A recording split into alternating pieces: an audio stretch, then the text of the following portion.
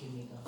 종교주의로 지키게 된 이유를 오늘 아침에 주일학교 예배 시간에 집사람이 설교하면서 왜 종교주의로 지키게 되었는지, 명명하게 되었는지 그 이유는 목사님께 물어보라 그랬는데, 이 종교주의로 지키게 된 것은 예수님이 마지막 유월절을 지키기 위해서 예루살렘으로 오셨어요. 그 예루살렘 성에 들어가시면서 그때 많은 사람들이 예수님을 이미 심각할 정도로 대단한 분으로 인지를 하고 있었어요. 그래서 그분이 오시면 모든 것이 해결되고 꿈꾸는 모든 것이 이루어지리라, 특별히 육의 양식들이 해결되리라, 그런 마음에서 그분이 오실 때 종려나무 가지를 싹싹 깔아드렸어요. 이것은 전쟁에서 이긴 승리한 장군들이 들어올 때에 개선 장군이라고 그러죠. 그렇게 올 때에 그들을 환영하는 그런 백성들이 행하여졌던 그런 의식에서 예수님을 마치 이 왕이 입성하는 것과 같이 백성들이 받아들이면서 종려나무 가지를 예수님이 오시는 곳에 깔았는데, 그것을 기념해서 우리가 종교주의를 지키게 된 것입니다. 그리고 그 이후에 약 일주일간 이제 예수님께서 고난을 준비하시는 기간으로 돼서 우리가 고난 기간으로 지키게 되는 것이죠. 자, 십자가는 기독교의 핵심입니다. 기독교의 핵심 두 가지를 말하라 하면 십자가와 부활입니다. 십자가가 없어도 안 되고 부활이 없어도 안 돼요. 이 두 가지는 떨어질래야 떨어질 수 없는 핵심 진리입니다. 우리는 이 두 사실을, 이 진리를 믿습니다. 이것을 믿지 않고는 예수님을 알 수도 없고 예수님을 믿을 수가 없기 때문에 그렇습니다. 그런데 이 십자가는 여러 지역에서, 예수님 당시에 그 주변의 여러 지역에서 시행되었던 사형법입니다. 사형법. 그래서 예수님 당시에 이 로마 제국의 통치를 받고 있었는데 역시 이 십자가형이 시행되고 있었습니다. 이 당시에 사형을 시키는 방법이 두 가지가 있었는데요. 하나는 참수형이고 하나는 십자가형입니다. 이 참수형은 로마의 시민권을 가진 사람들이나 또 조금 이름 있는 그래서 좀 뭐라고 그럴까요? 어떤 자유인들이, 식민지 사람이 아니라 자유인들이 범죄를 했을 때, 죄를 범했을 때, 극한 죄를 지었을 때 처해졌던 형이 바로 참수형이고, 또 식민지의 종들이나 노예제요, 또 살인이나 강도와 같은 또 국가에 반역을 했던 아주 큰 죄, 그런 죄들은 이 십자가형을 이렇게 시행을 했습니다.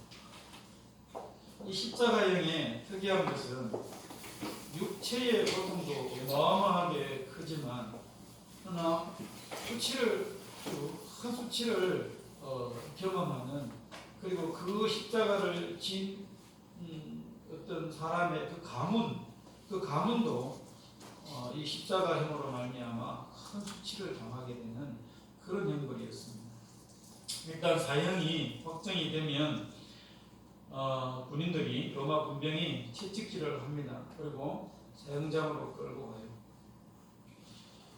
근데 이 사형수는 자기가 매달릴 나무를 지고 갑니다. 그것이 십자가가 되겠죠. 근데 가급적이면 이렇게 돌아서 가도록 합니다. 바로 가지 않아요. 그 이유는 많은 사람들이 그 십자가를 지고 가는 모습을 보고 죄에 대한 경각심을 가지도록 그렇게 의도적으로 했다는 것입니다. 예수님이 십자가에 못 박히실 때도 역시 마찬가지였습니다. 밤새도록 고문을 당하셨어요.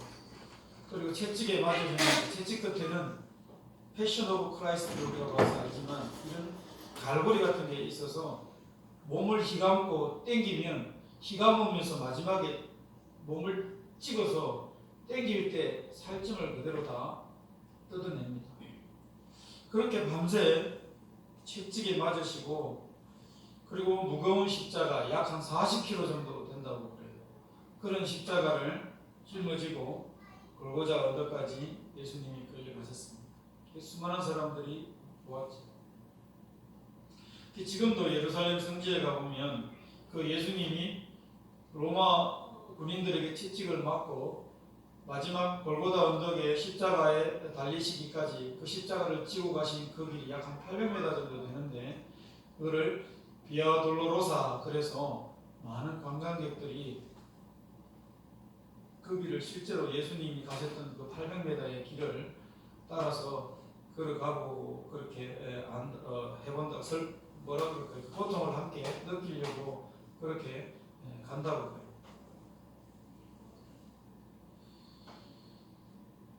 그 고문을 당하시고 채찍질을 당해서 만신창이가 되었는데, 근데 십자가를 짊어졌어요. 40km 정도 되는. 그러니 그 길이 쉽지 않았을 것입니다. 그런데 성경을 이렇게 보면 이 십자가가 예수님이 지신 십자가만 있는 게 아니다라는 것을 보게 됩니다. 바로 강도가 진 십자가도 있고요. 또 오늘 이 시몬이라는 구레네 사람이 진 십자가, 즉 제자들이 진 십자가도 있더라라는 것입니다. 그래서 오늘은 이 시간에는 그 십자가에 우리가 정말 십자가를 어떻게 생각을 하고, 또 우리가 정말 이 일생을 살아가면서 우리가 져야 할 십자가는 도대체 어떤 십자가여야 하는가, 이런 것에 대해서 함께 한번 나누어 보려고 합니다. 먼저 강도가 진 십자가가 있습니다. 이 십자가는 저주의 십자가입니다. 이 십자가는 우리가 평생을 살면서 지지 말아야 할 십자가입니다. 인류 역사상 가장 잔인한 이 사형법 중에 하나가 십자가입니다. 그 고통은 한마디로 지옥의 예고편이라고 할 수 있습니다. 몸무게에 의해서 버티다가 처지는데요. 버티다 나중에 가면 이 허리가 꺾여서 의학자와 과학자가 또 고고학자들이 이 부분에 대해서, 십자가형에 대해서 연구를 하고 발표를 한 것입니다. 꺾여서 허리가 꺾이는데 이게 허리가 아파서 대관절 거기에 이렇게 매달려 있을 수가 없답니다. 그러니까 그 고통은 이루 말할 수 없고요. 그런데 못을 박았기 때문에 피가 흘러내리죠. 언제까지? 이거는 바로 죽지 않습니다. 서서히 몸에서 진액이 다 빠져서, 그래서 죽습니다. 예수님은 비교적 일찍 숨을 거두셨는데, 그것은 병사들이 창을 옆구리를 찔러서 빨리 피를 쏟아내게 하셨기 때문에, 또 구약 성경에 말씀하신 대로 다른 제수들은 십자가에 뼈를 다 꺾습니다. 죽은 이후에. 근데 예수님은 나중에 꺾지 않는 것을 보게 돼요. 그 말씀대로 그대로 진행되어진 것을 보게 되는데, 십자가가 그 정도로 끔찍하고 무서운 지옥을 경험하는 것과 같다고 그렇게 이야기합니다. 십자가는 잔인한 이 형벌이었습니다. 그래서 잔인한 저주의 십자가, 이 강도들이 진 십자가가 바로 저주의 십자가였던 것입니다. 구약 성경의 신명기서 21장 22절에서 23절 말씀에 사람이 만일 죽을 죄를 범함으로 네가 그를 죽여 나무 위에 달거든 그 시체를 나무 위에 밤새도록 두지 말고 그날에 장사하여 네 하나님 여호와께서 내게 기업으로 주시는 땅을 더럽히지 말라. 나무에 달린 자는 하나님께 저주를 받았음이니라. 모세를 통해서 주신 이 십자가 형벌에 대한 이야기도 역시나 하늘의 저주다라고, 하나님께 저주를 받은 죄악이다, 저주다라고 그렇게 이야기를 하고 있어요.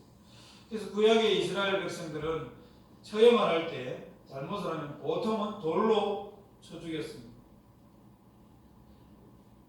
맞을 때는 아프지만 아프겠죠. 근데 정신을 잃어버리면 그 다음부터는 언제 죽었는지 모르게 그냥 빨리 죽습니다.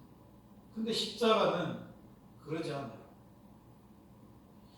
특별한 경우에 악한 죄인들을 나무에 달아서 죽였는데요. 근데 하나님이 뭐라고 말씀하셨습니까? 부정하다라고 이야기했어요. 그래서 속히 뭐하라고? 장사해버리라. 밤새도록 두지 말고 그날에 장사하라고 그렇게 이야기해요. 그래서 그 땅을 더럽히지 말라 이렇게 말씀하시는 이 십자가예요. 구약시대에 하나님도 이 십자가의 형벌이 저주의 형벌이었다는 것을 말씀하고 있습니다. 그러면서 우리가 또 십자가의 종류의 두 번째 종류가 바로 이 예수님이 지신 십자가입니다. 이 십자가는 저주의 십자가가 아니라 대속의 십자가, 살리는 십자가이셨습니다. 예수님이 지신 십자가나 오늘 말씀에서 강도들이 두 강도가 진 이 십자가는 겉으로 보기에는 동일한 십자가예요. 그러나 예수님이 지신 십자가의 성질은 전혀 다른 것이었습니다. 회개한 강도가 나중에 죽기 직전에 이 사실을 깨닫고 다른 강도에게 이렇게 이야기합니다. 오늘 본문의 41절에 보니까 이 사람이 행한 것은 예수님을 보고 이야기하는 겁니다. 옳지 않은 것이 없느니라. 회개한 강도가 옆에서 계속 지켜보고 내린 결론이고, 이 강도 하나가 예수님을 바라보니까 예수님의 말씀이나 예수님의 태도를 보니 이분은 죄가 있는 분이 아니다라는 것을 직감합니다. 그래서 이 예수님은 죄 없이 십자가를 지신 분이시죠. 예수님이 오시기 전 600년 전에, 600여 년 전에 이사야가 앞으로 600여 년 뒤 정확하게 그렇게 말씀하시진 않았지만 인류를 위하여 오시는 예수님, 그가 십자가를 지시는데 그 십자가의 의미에 대해서도 정확하게 예언을 하고 있었습니다. 이사야서 53장 4절에서 5절 말씀입니다. 그는 실로 우리의 질고를 지고 그랬습니다. 우리의 슬픔을 당하였거늘 우리는 생각하기를 그는 징벌을 받아 하나님께 맞으며 고난을 당한다 하였노라. 그가 찔림은 우리의 허물 때문이요 그가 상함은 우리의 죄악 때문이라. 그러면서 그가 찔리고 상한 그런 모든 상황들을 묘사를 해주고 있고요. 그 결과에 대해서도 이사야는 예언을 통해서 말해주고 있습니다. 한마디로 예수님의 십자가는 이사야를 통해서도 이야기를 하셨고 예수님이 제자들에게도 여러 번에 걸쳐서 말씀하신 것과 같이 예수님의 십자가는 인간의 죄를 대신하는 대속의 십자가요 후속의 십자가였다라는 사실입니다. 근데 이 십자가는 인간의 운명을 영원히 좌우합니다. 어떻게 좌우합니까? 십자가를 믿고 죄와 사망에서 구원을 받고 영생을 하든가 아니면 이 십자가를 믿지 않고 영원한 사망과 영원한 벌을 받느냐, 이 두 가지를 뭐합니까? 좌우한다는 것입니다. 그래서 오늘도 우리가 읽었던 말씀 가운데 보면 이 강도 두 사람이 등장을 하는데 한 사람은 우편에 한 사람은 좌편에 이렇게 십자가로 쓰게 되었습니다. 근데 이 두 사람이 예수님의 십자가 앞에서 각각 다른 영원한 운명으로 갈라지는 것을 보게 됩니다. 한 사람은 영생으로, 한 사람은 영벌로. 42절 한번 보시기 바랍니다. 예수님, 당신의 나라에 임하실 때 나를 기억하옵소서라고 예수님의 행실과 예수님의 태도와 또 말씀을 볼 때 곁에서 가까이서 짧은 시간이지만 볼 때 예수님에게 죄가 없음을 알았습니다. 이 강도는 무리들이 예수님을 비난하는 소리가 자기의 귀에 들렸지만 십자가에 달린 예수님의 그 모습을 보고 진리를 깨달은 것입니다. 직감한 것입니다. 예수님이 하나님의 아들이시요 대속의 십자가를 지시는 구세주이신다라는 사실, 하나님이라는 것을 이 강도는 알게 되었고 그렇게 믿음으로 고백을 했던 것입니다. 사실 십자가를 지는 상황에서 정신이 하나도 없었을 것입니다. 그 고통이 어떤 것인지를 익히 알고 있는 사람이라면 자기가 십자가를 지금 져야 될 상황에서 그 예수님의 그런 모습들을 보고 옆에 강도가 예수님에 대해서 우리를 구원해 보라고 그렇게 조롱하는 말들이 들렸을 때에 정신을 차리고 이렇게까지 뚜렷하게 예수님에 대해서 이야기를 하고 또 자신의 소망을 그대로 이야기할 수 있는가, 이거 사실 쉽지 않을 거예요. 이 하나님의 은혜입니다.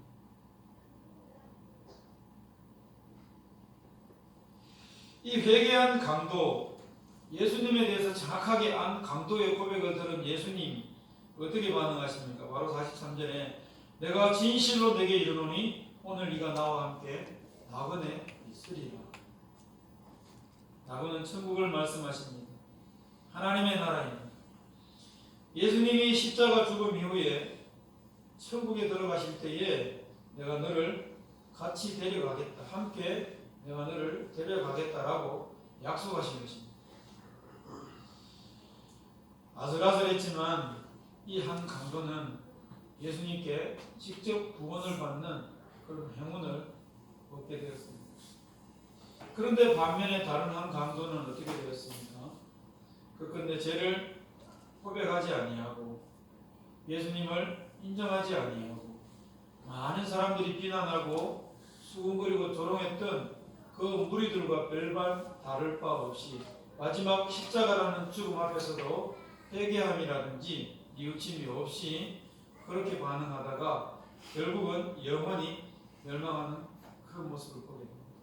하나는 영생의 길로, 하나는 영벌의 길로 그렇게 나아간 것을 보게 됩니다. 성경은 분명히 말씀합니다. 구원의 길은 오직 예수님밖에 없다라는 것을 말씀하고 있습니다. 예수님 스스로가 요한복음 14장 6절 말씀에 내가 곧 길이요 진리요 생명이니 나로 말미암지 않고는 아버지께로 올 자가 없느니라 라고 예수님께서 분명하게 말씀하셨습니다. 천국으로 하나님의 나라로 갈 수 있는 유일한 길은 예수 그리스도를 믿는 길밖에 없다라는 것을 예수님이 선포하신 것이고 또 약속하신 것입니다. 자, 이제 세 번째 십자가가 있는데 바로 예수님의 제자들이 진 십자가요. 모든 그리스도인들이 그리스도인이라면 져야 할 십자가가 바로 이 세 번째 십자가입니다. 이 세 번째 십자가는 순종과 사명의 십자가다, 이렇게 말씀을 드릴 수 있습니다. 오늘 26절에 보니까 예수님이 골고다 언덕을 십자가를 지고 올라가실 때에 어떠한 사건을 소개하고 있습니다. 바로 그들이 예수를 끌고 갈 때에 시몬이라는 구레네 사람이 시골에서 오는 것을 붙들어 그에게 십자가를 지고 예수를 따르게 하더라, 이런 말씀이 나옵니다. 이 당시 로마가 전 세계를 지배하고 있었는데 로마의 병사들에게 주어졌던 엄청난 권한 하나가 있었습니다. 그것은 식민지에 어떤 사람이든지 이 군인이 이야기를 해서 이렇게 그걸 징벌할 거리라고 해요. 이렇게 지시를 해서 어떤 일이든지 이렇게 시킬 수 있는 그 권리가 이 로마 군인들에게 있었습니다. 그런데 예수님이 말씀드린 바와 같이 밤새도록 고문을 당하시고 채찍에 맞고 그렇게 십자가를 지고 가던 도중에 자꾸 쓰러지고 지고 갈 수 없는 상황이 되자 로마 군인 하나가 지나가던 사람 중에 마침 구레네 사람 시몬을 택해서 예수님의 십자가를 대신 지고 가도록 그렇게 한 것입니다. 여러분들이 시몬의 입장이라면 어떤 생각이 들까요? 아마 두들댈 수도 있었고 불만을 가질 수도 있었고 또 오늘은 참 일정이 안 좋다, 일정 사납다라고 생각할 수도 있었을 거예요. 근데 이 사실이 나중에 성경 전체를 통합해서 이렇게 살펴보면요, 이게 어떻게 보면 재수없다 할 수 있고 두들거릴 수 있고 억지로 진 십자가인데 이 십자가가 이 시몬에게 있어서는 그의 인생이 달라지고 그가 얼마나 복을 받았는지 하는 것을 우리에게 알게 합니다. 구레네 시몬은 마가복음 15장 21절과 로마서 16장 13절 말씀에 보면 알렉산드라는 아들과 루포라는 이 루포의 아버지로 이렇게 소개가 되어 있습니다. 그러니까 알렉산더와 루포가 자기 아들이에요. 알렉산더와 루포라는 그 이름이 성경에 등장을 합니다. 마가복음 15장 21절에 보니까 마침 알렉산더와 루포의 아버지인 구레네 사람 시몬이 시골로부터 와서 지나가는데 이렇게 합니다.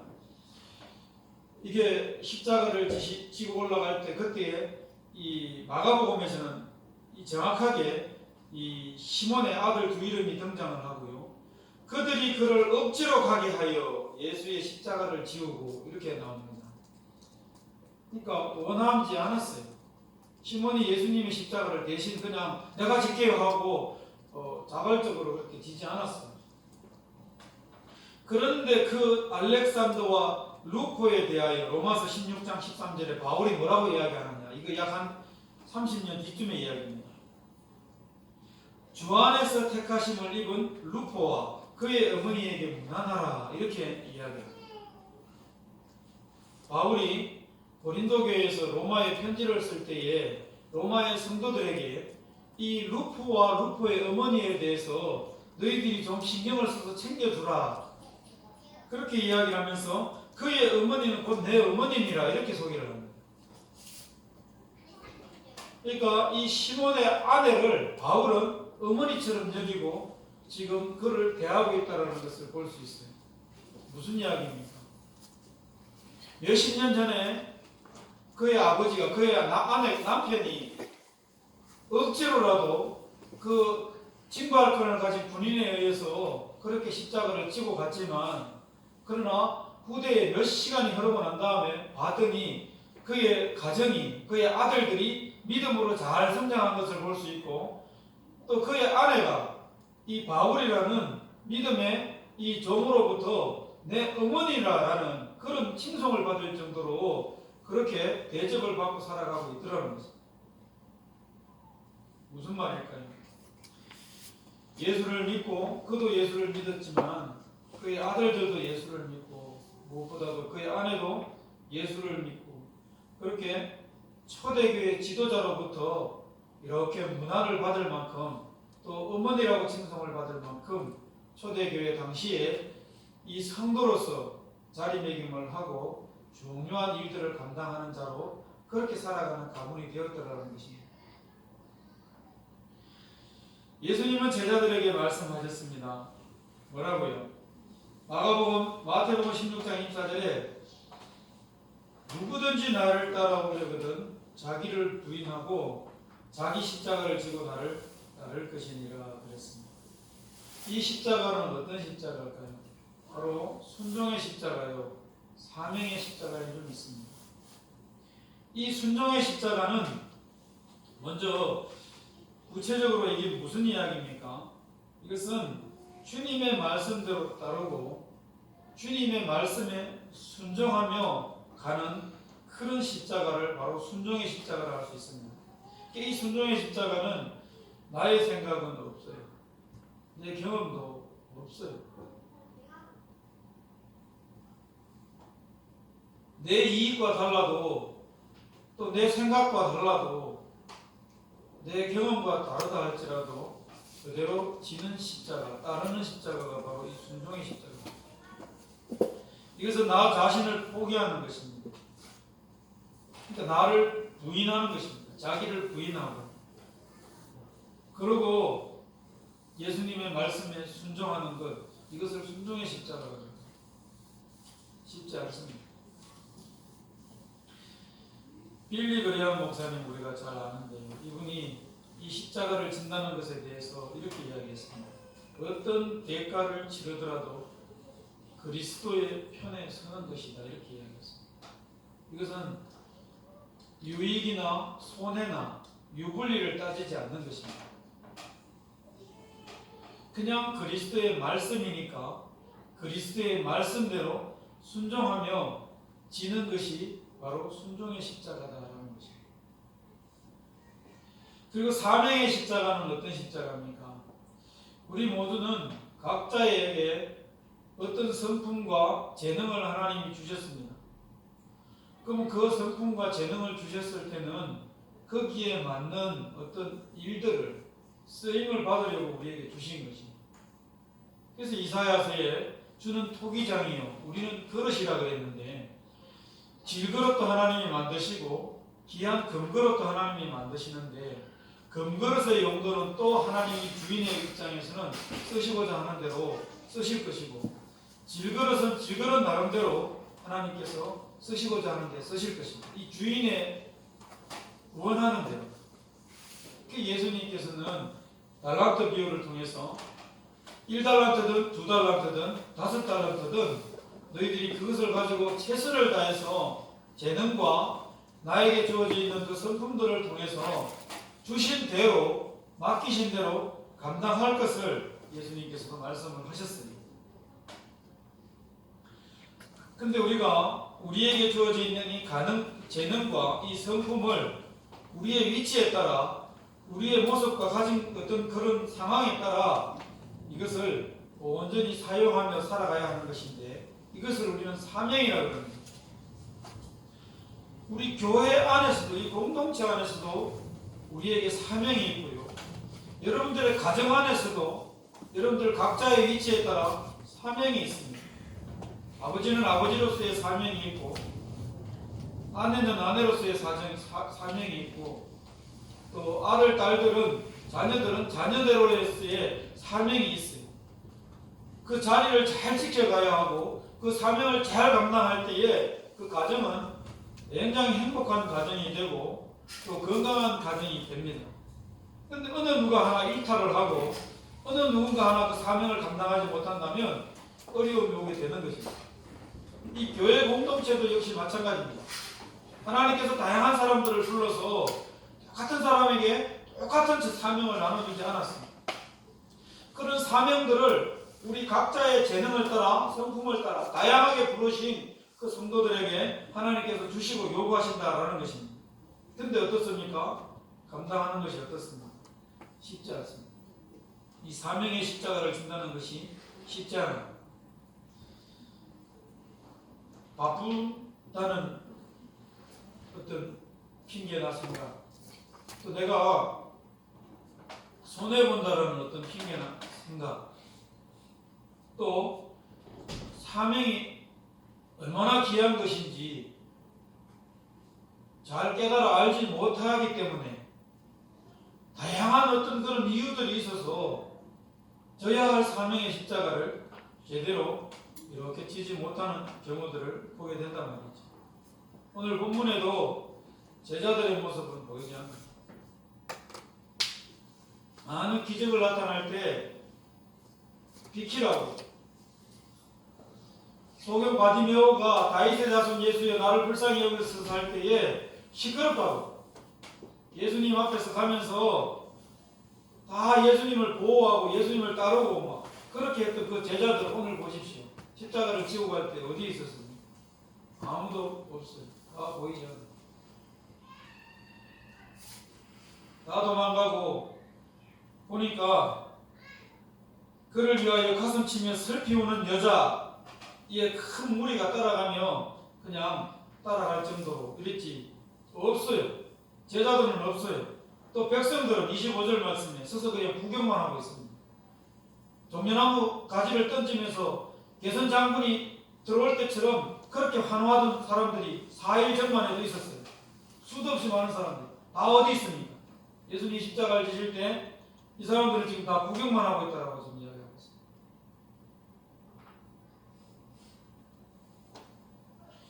그래서 이 핑계 저 핑계를 대서 우리는 사명의 십자가를 수시로 내팽개치고 수시로 그것을 회피할 때가 많이 있습니다. 베드로조차도 약 한 30년 뒤쯤에 한 AD 64년도입니다. 그때 로마의 디도 장군에 의해서 이 예루살렘 성전이 다시 한번 완전히 힘파가 됩니다.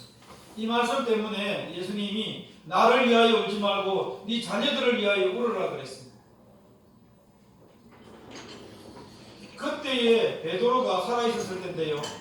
그때 베드로가 이 디도 장군에 의해서 이 예루살렘 이 성과 또 성전이 다 해파되고 그때 아주 막 돌 위에 돌 하나도 남지 않는 그런 상황들이 벌어질 그때에 베드로도 죽을까 싶어서 어디를 갔습니까? 도망을 갔습니다.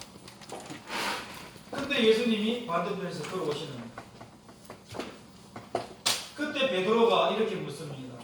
주여 어디로 가시나이까? 이게 우리가 잘 알고 있는 푸어바디스 영화의 대사입니다. 예수님이 뭐라고 이야기하십니까? 나는 이 대신 또 십자가를 지러 가는. 그때 베드로가 다시 한번 깨닫고 통곡을 하면서 다시 예루살렘으로 들어가서 십자가를 지는데 그는 순교하기까지 그냥 십자가 지지 않고 주로 날려서 십자가를 지는 것을 보고 사명을 감당하는 것을 보고 수제자 베드로라 할지라도 3번 부인하고 배신하고 뒤에 예수님이 찾아오셔서 그렇게 사랑으로 자기를 또 인도하시고 사명을 맡기신 그 사명을 또 잊어먹고 30년쯤 뒤쯤 지나니까 또 어떻게 됐습니까? 자기의 목숨 하나 살리겠다고 또 도망을 나오는 그런 베드로의 모습. 사명을 회피한 것이 내팽개친 것이죠. 그때 예수님이 또 찾아오셔서 그로 하여금 다시 예루살렘으로 돌아가게 하시고 사명을 감당하도록 하셨던 것을 우리가 보게 됩니다.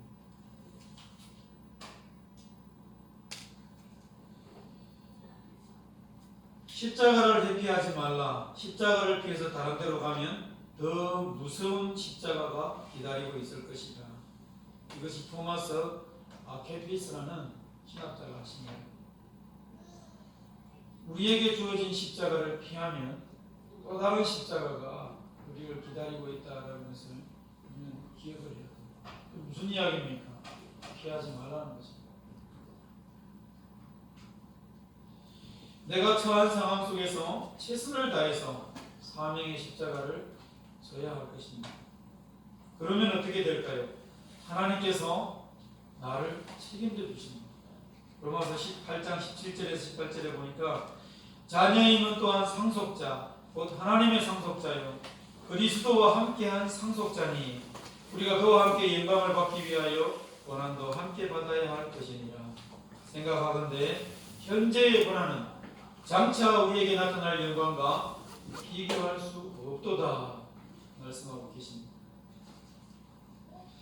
그런데 이 순종의 십자가, 사명의 십자가가 이 당시에 사도들만, 이 당시에 제자들만 져야 할 십자가일까요?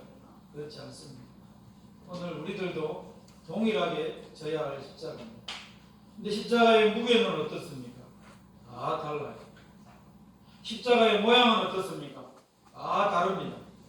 각자가 져야 할 십자가의 모양과 무게가 다 달라요. 그러나 중요한 것은 누구에게나 다 이 십자가가 지어져 있다는 것입니다. 그런데 그 십자가를 짊어지고 가기를 주님은 원하십니다. 그리고 예수님을 따라가기를 원하신다는 사실. 이거는 분명한 사실입니다. 그래서 예수님께서 뭐라고 이야기하십니까? 자기 십자가를 지고 나를 따르지 않는 자도 내게 합당하지 아니하느니라 이렇게 말씀하고 있습니다. 우리 모두에게는 나만이 질 수 있는 내가 져야 하는 십자가가 있다는 것을 우리는 기억을 해야 합니다. 말씀을 정리합니다.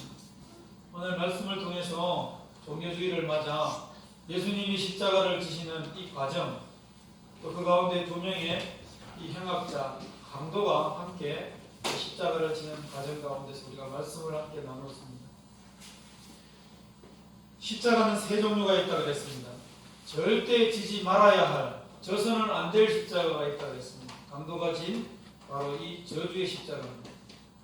그것은 우리가 져서는 안 됩니다. 그러면서 예수님만이 지실 수 있는 십자가가 있었어요. 어떤 십자가입니까? 대속의 십자가. 예전에 몇 년 전에 충북 제천에서 십자가에 어떤 사람이 하나 죽어서 뉴스에 한번 나온 적이 있습니다. 아마 그 이상한 무슨 종교의 그런 교주 내지는 뭐 그런 부류가 아닌가 싶습니다. 그렇게 친다고 자기가 인류를 대속할 수 있나요? 그렇지 않습니다. 대속의 십자가는 예수님만 질 수 있습니다. 우리도 그거 못죠. 그러나 우리가 질 수 있는 십자가가 있습니다. 우리가 져야만 하는 십자가가 있다고 했습니다. 그것은 바로 순종의 십자가예요. 사명의 십자가다. 순종과 사명을 감당하기 위한 우리에게 각자에게 주어져 있는 모양과 무게는 다르지만 분명하게 주어져 있는 각자의 십자가가 있음을 기억을 하시고 회피하지 마시고 또 멀리하지 마시고 져야 할 십자가를 굳이 지고 나가시는 그런 은혜가 있으시길 바랍니다. 이 고난 주간에 마음속으로 다 아멘 했지요. 이 고난 주간에 예수님은 나의 죄를 위해서 십자가를 대속의 십자가를 져주셨습니다. 그 주님이 이 땅 위에서 제자들을 부르시고 제자들을 양육하시고 훈련시키시면서 제자들에게 특별히 부탁하셨던 그 부탁의 말씀들이 분명히 제자들에게도 있었지만 오늘 우리에게도 그대로 이어져 오는 줄 믿습니다. 그 말씀을 순종하시고 또 그 말씀대로 순종하실 때에 이것이 사명이다 싶으면 내가 해야 할 일이다 싶으면 기꺼이 감당하는 사명의 십자가를 지시는 우리 모두가 되시기를 주님의 이름으로 간절히 축원합니다.